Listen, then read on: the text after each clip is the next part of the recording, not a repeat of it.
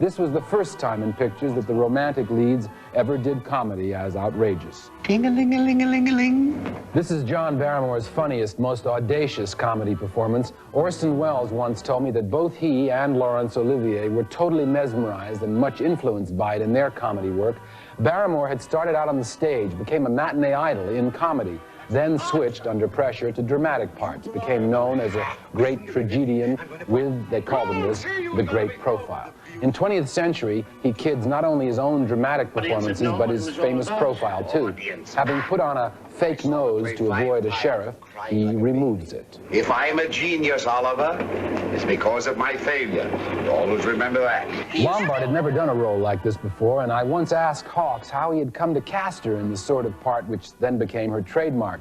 He answered that he'd seen her at a party with a couple of drinks in her, and she was hilarious and uninhibited. But, Hawks told me, when she came to shoot, she was emoting all over the place, trying very hard, but was just dreadful.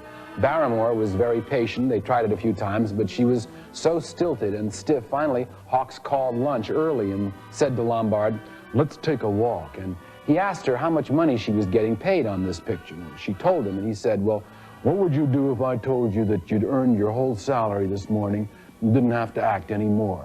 Well, she was stunned. Hawks said, "Now forget about the scene. What would you do if somebody said such and such to you?" And she said, "I'd kick him in the..." And Hawks said, "Well, he said something like that to you. Why don't you kick him?"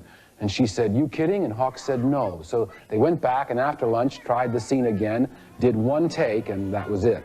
Call the conductor! Call the conductor!